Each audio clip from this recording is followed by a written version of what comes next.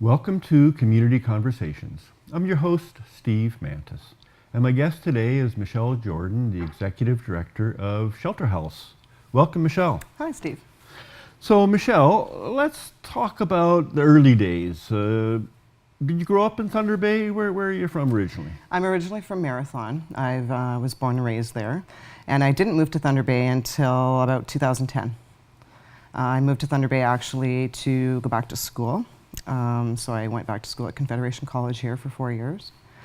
I took law and security, and then I took Aboriginal Community Advocacy program and graduated with honors from both. Well, congratulations. So, what was it like growing up in Marathon? It was awesome being a kid in Marathon because it's a very small town. It was just a little mill town at the time. It was before the mines were put in place, so it was very close-knit. You felt very comfortable. The biggest concern in Marathon at the time when I was a kid was bears out in the streets. So, you know, there wasn't a lot of crime, there wasn't a lot of stuff going on, but I mean, the community was very close-knit, and you felt a lot of that, just the togetherness, and people were, you know, took care of each other back then. So it was a good place to grow up. And do you think that influenced you in terms of your choice of careers, law and security, or? It was always about helping people, you know, and at the time, my sister was a correctional officer, and I wasn't sure really what to get into, but I knew I needed to do something, so I just picked that, and I thought I'll follow in her footsteps and see where I go. And then halfway through that program, I started thinking, I want to help people before they go to jail. You know, I don't want to help people when they're in jail. And so I started thinking of a career that I could do, you know, that way. And I also want to help Indigenous people. I'm an Indigenous person myself.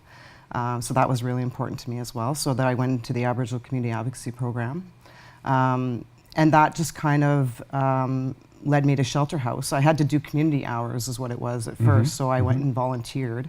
And they needed staff, and it was a perfect job for being in college because you could work casual and pick up shifts when you needed to. If you didn't want to work or couldn't work, you didn't have to. So it was perfect for me. So I went there thinking, you know, I'll volunteer and then move on. Became a casual support staff, and I loved it. I loved the people, the clients. I learned more from them, I think, than I probably did from anybody and any teachers, you know. Their stories and hearing, you know, what happened to them and why they were in the predicament they were in really interested me. And yeah, it just kind of went from there, and I became full-time. Then I moved up into being a supervisor, then to manager, and then when the executive director position came open, I thought, why not? You know, Why not? It just makes sense. So I applied and got the position. So. And you've been in that position now since? Second week of April, I was hired. A month, so your Yeah, first so it's month about a as month. the permanent Yes. ED at Shelter House. Yeah. So let's go back. You talked about learning so much from the folks that use the services at Shelter House. Give me an example of how a person might end up there and something you learned around that. You know, I feel like it's almost like there's specific things that happen to people that lead them into homelessness. One of the most common themes at Shelter House is being in care. So you're a foster child, or you're, you know, and that seems to be a really difficult predicament for people to kind of get out of. So what happens is they grow out of care at 18, and a lot of times they end up homeless, and they have no family, so they have nobody, no support systems. And I think that's really the key, is having supports. So I mean, you have people that are, you know, graduating out of care, ending up in homelessness. You have people who have addiction. We discussed, you know, injured workers, veterans. You know, people who have lost those supports somewhere in their life, and we're there to help try to get those supports back for people. A lot of success stories happen because they go back to families, or they find people that will help, you know, get them out of the predicament that they're in, or just supporting them in their life. And I think that's what the key to get out of there is, you know.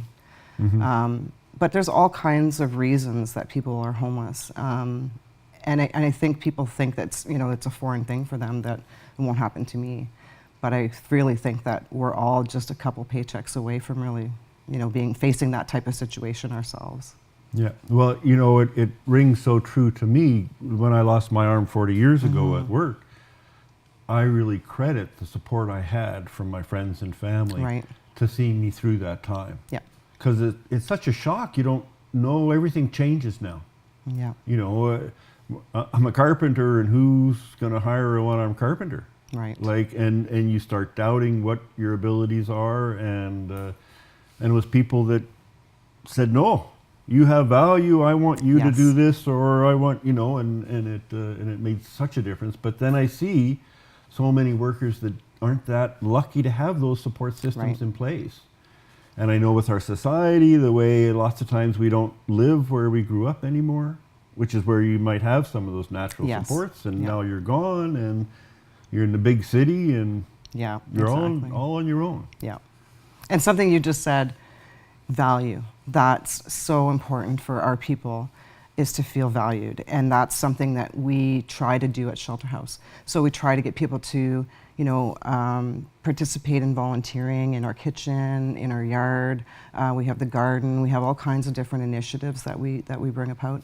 And it's just to help people to do things for themselves, to feel good about themselves, to feel like they're part of something.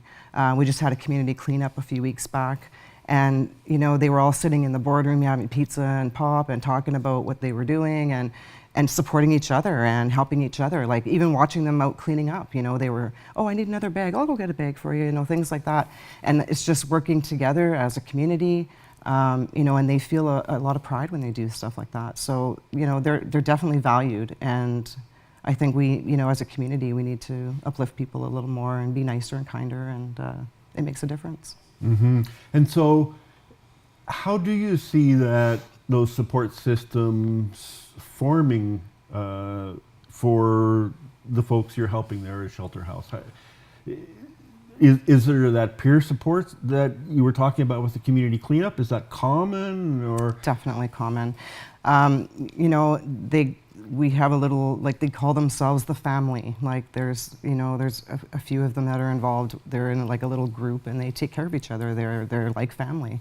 Our managed alcohol, we have 15 residents that reside there, and when something happens to one of them, they're all there to help each other and take care of each other, and it helps them to integrate that back into their own family. So they see what they're doing differently now than maybe they were before, or maybe they shut out their family. That sort of thing, and they use these skills that they've learned within the house to go back to their families or their friends and bring them back into their lives. One of our major successes was Molly Boyce, and she, one of the biggest things she said was that people listened at Shelter House, and that was enough to help her build her confidence up to go back to her family and repair some of those relationships. So it worked out really well. And that's what we see with our injured worker support group, is that so much of our job is listening. Yep. That for whatever reason, those relationships have broken down for some people, and just having someone who listens and expresses an understanding can make a big difference for folks. And because when you're listened, you feel valued, right? Yeah. And that was the key thing that you said to me that made me feel that's exactly what the people need, is that. Michelle, we're going to take a short break. Okay. Please stay with us, and we're going to get at more information about what really happens at Shelter House. Stay with us. Welcome back to Community Conversations. I'm your host, Steve Mantis. And my guest today is Michelle Jordan, the Executive Director of the Shelter House. Now, what's the formal name of Shelter House, Michelle?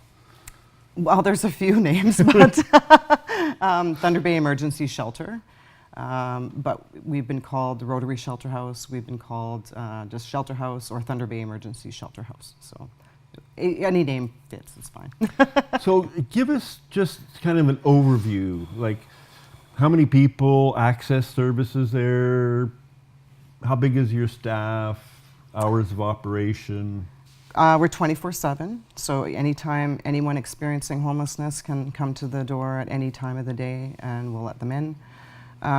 We have 63 beds at Shelter House. We have 15 beds at our managed alcohol program. So for the shelter, we also have our feeding program. So we have 3 meals a day. One meal is just for the residents at breakfast time, but our lunch and supper we serve to the public. And we typically, right now, I think we're averaging about 663 meals a day. So, I mean, sorry, not a day, about 500 meals a day. 63 is about averaging on the month. So an average day in the month would be about 663 meals. We hand out sandwiches and pastries at the door, and we hand out harm reduction supplies at the door as well. And that's pretty much it for our core services. Just, you know, that's, we supply food, you know, a place to sleep. We do have clothing that we can supply free clothing. We don't keep clothing at the shelter, but we do have community partners that we work with, and they supply clothing to our residents. And then our managed alcohol program, we have 15 beds, and they have to meet certain criteria to get into the program. So that's usually anyone who's over 30 years of age who has an issue with alcohol, whether it's non-beverage alcohol or, you know, they're drinking a lot of alcohol during the day. And then we put them in our residential program, also experiencing homelessness as well as part of their criteria. And we put them in the program, and they get medical care, they have a residence, we have programming that goes on in life skills as well for them. This is in the managed alcohol program? In the managed alcohol program, yes. They can access all kinds of services in there, really. I mean, anything they want to do, if they want to go back to school, you know, anything that they want to do, we're willing to help them meet their goals. So let me just understand this a little bit better. In a way, Shelter House is more of that emergency, as you're talking about, which is every day you may have some different people. Yes. But the managed alcohol program is more of a residential supportive program, yeah. Residential supportive program where people are there for an extended period of time. Yeah. And then we have our SOS program as well. We run 12 hours a day. And what does that stand for, SOS? Street Outreach Service. Okay. And that runs 12 hours a day, picking people up that are out in the streets that may be in crisis, may need supplies. Some people, you know, sleep outside. They don't want to come inside. It helps people, if, you know, police calls, a lot of times they can divert them to SOS calls. It may just be somebody who's intoxicated and, you know, they need to get to sheltering or to the hospital or something like that. A lot of times they'll make recommendations as well and call an ambulance or police if needed. But yeah, they're out there patrolling as well. So they're ensuring that people aren't going near the rivers, things like that. Patrolling certain areas where, you know, people have been known to set up, you know, outside housing. That they want to make sure that they have enough food and stuff like that, or if they need any medical care or anything. They also hand out harm reduction supplies as well, and food. So with our injured workers, I've been into research a lot, and there's this one study that was done in Toronto on homelessness by Street Health, which is a group of medical folks that provide medical services to folks on the street. And they came out of their report really saying that the vast majority, like 90% of the folks that they're serving are people with disabilities. And most of them have multiple, both physical and mental health issues. Is that reflected here in Thunder Bay as well? Well, I mean, we don't really collect that data.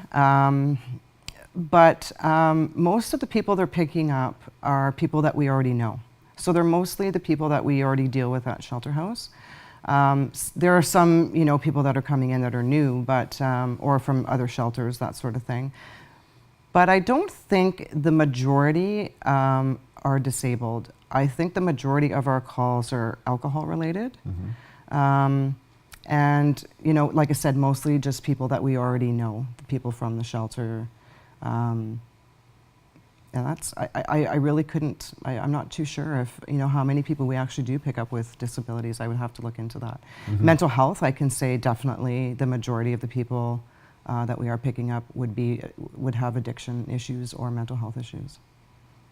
And so what kind of programming happens so I mean, we talked about the SOS program, which is kind of an outreach for folks. But when folks are coming into the shelter for sleeping or eating, I guess, which kind of more or less doubles the population, or if I'm doing my math right. Yeah. What's available there to help folks to, I guess, improve the quality of their lives? Well, we do have housing supports that come in from DSAB, from ONWA, from CMHA, all those places that we have community partnerships with. They come in and help people that may need to get on financial assistance or... So the DSAB is the District Social Services Administration Board that provides social assistance kind of stuff. Yep. And ONWA is? ONWA is Ontario Native Women's Association. So they have a Housing First program as well, and they've been coming into the shelter. They do programming there as well. And they also help people by doing intakes and SPDATs with them as well, as DSAB does. But they take care of our Aboriginal population. Then we have Canadian Mental Health that also comes in and does some housing supports as well. They've been coming in the last few months too. We also have different just programs running during the week. So we have like Science North comes in, we have Build a Bike program at Cooperative X, different things for people to help them with certain issues. So, having a bike is pretty important if you're a homeless person because you never have bus fare to get on the bus. So it's a lot easier to get around if you have a bike. So that's one good initiative that we have. I think they've built so far, I want to say probably about 20 bikes I think they've built altogether from last year.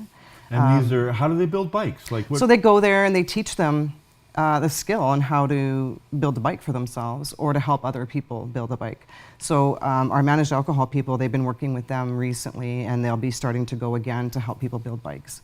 And I mean, and the social part of it, like there's so much that they're getting from this program. It's not just about building a bike, it's about building partnerships, building relationships. Even just for them to be able to come out of their shell and go and help somebody else do something is, and just the pride in that work, right? So we have that going on. We have other community partners that come in. We have Indigenous Friendship Center comes in and does work with our clients.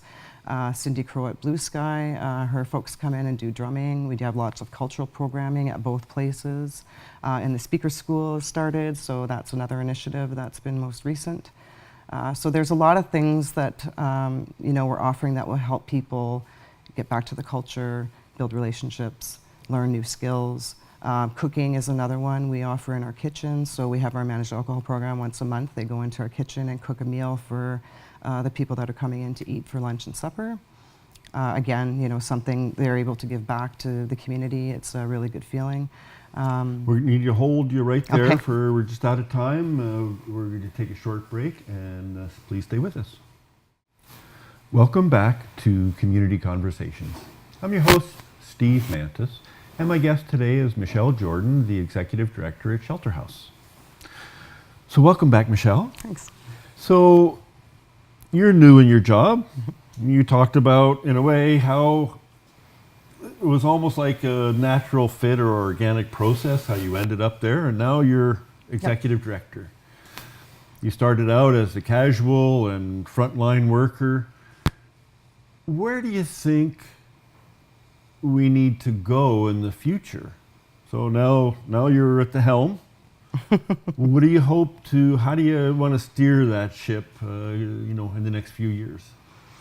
Of course, funding is always a priority at Shelter House. Being a nonprofit organization, we struggle with funding a lot of times, and that's still, something that we have to focus on first and foremost. As far as what direction I see the shelter going, we're focusing as a country on housing, and we really need to be more housing-focused shelter. And I think we have to start getting people housed quickly. People have been staying at the shelter for a lot longer than they should be, just due to, not enough affordable housing, and I think that is something the community has been working on for a really long time, is trying to get more housing and affordable housing so people can sustain that. So I think we need to help people with that, and we need to help move people along and make them feel comfortable in their own home. And something we did in the past was we used to try to make people ready to be housed when really it's a basic human right. Everybody should have a home. And so I think that's what we need to focus on, and we need to do it soon. So you talk about, in a way, building relationships with the folks you're helping there at Shelter House. Housing is really just one part of their journey, and things they need to change in their lives if they wish to. Does the Shelter House provide any kind of supports after they may move into their own place? Well, it's funny because in the past, when people moved out of the Shelter House and found housing, you know, it's this big joyous moment. You finally found housing and you're going to be on your own, and we're so happy and proud of you. And then you can't come back for 3 months to volunteer. So we decided to change that just because we thought, you know, people still need us. So maybe it's good if they come back and still volunteer, because these are people who were helping in the kitchen, who may have been helping making kits and things like that, doing some cleaning in the shelter or laundry, and now we're telling them they can't come back for 3 months. So we changed that and allow people to come back to volunteer because they do still need us. So wouldn't it be wonderful if we had a program that maybe we could help people while they're in housing and support them by going to them and, you know, maybe helping them with whatever they need help with, if it's acquiring furniture or helping them with, you know, any type of payments they need to make for rent or things like that. Just basic life skills and them learning how to stay in their home. So this is something that we've been thinking about, and, you know, something that we may start doing, pending funding, of course. You know, we're just looking into maybe starting a program that we might be able to do that with. But in the meantime, you know, we're allowing people to come back and help out after they've been housed, and we can try and support them that way as well. We have a volunteer in the community that actually collects stuff so that when people do move into homes, she has baskets of stuff that they can take into their new house, and they don't have to worry about those expenses, you know, because it is really expensive to come into a new home and start housing without any furniture. And if you're on assistance, that's really difficult. So we're trying to set up as many supports as we can, but we're hoping that we can maybe start a new program that we can go out into the community and help people who have been recently housed from our shelter and, you know, help them with what they need, because we built that rapport and they trust us. You know? Well, you know, to me this seems so important, and it's an issue that is reflected in other systems we have as well. You know, folks with disabilities, if they're on some kind of benefits, if they go and they make some money, they may lose the supports they had. That's right. And now, as we talked about before, your whole support network is so important to success. That's right. And as you move forward, if you lose those supports, like, it kind of doesn't make sense. Yeah. You know, so, geez, I could see myself if I had been at Shelter House for some time, and then now I'm in an apartment all by myself, I'd get lonely. Yes. I'd kind of go, well, wait, I miss seeing the people I would see every day, those ongoing relationships. That's right. You know, so I salute you with the idea of continuing relationships. Because the other thing that we see happening is when people do get housed, yes, they miss the people that, you know, they used to hang around with every day. So it's like, hey, you guys should come to my place. So then there's, you know, 5, 6 people showing up at somebody's apartment, and it's not necessarily allowed, or it's noisy, or, you know, and so then they're getting kicked out of these places because they're bringing people in that they want to be around. So it, you know, it's kind of one of those things where what can we do, right? So that's what we're trying to think about, how we can support people once they've been housed, and hopefully in the near future we'll be doing that. So I'm kind of reflecting back to, you talked about your childhood in Marathon, you know, which felt safe and supported, and you had all these interconnections. How can we, as just regular people here in Thunder Bay, help create that same environment for our fellow citizens who have gone through a rough patch? I think it's all about being kind to each other and just, you know, paying attention to the person who's sitting on the street when you're walking by, just smiling, saying, how's things going, or what can I do to help, or how can I help? And just helping people, doing things, you know, the community cleanups and being involved in the community and doing things, I think is really important. Yeah, that's what I think we need to do, is just be kinder to each other. And if people want to get in touch with you to find out more information or to follow up, what's the best way to do that? The best way would probably be to email me or call me at the shelter. So you can call the direct line, 623-8182, or my email, which I believe will be posted. And we'll put that up on the screen, sure. Yeah, and yeah, that's the best way to get a hold of me. Or you can talk to the front line as well, and they're very knowledgeable about our services. So, yeah. Well, Michelle, we're pretty much out of time. Okay, Thank you so much Thank for you. coming on the show. I appreciate it. I want to remind folks that you can catch us on Facebook, Community Conversations. We're always looking for your feedback, ideas, and suggestions. As Michelle talked about, it's really engaging together that will make a better community. So in the meantime, please stay safe and hope to see you again next week.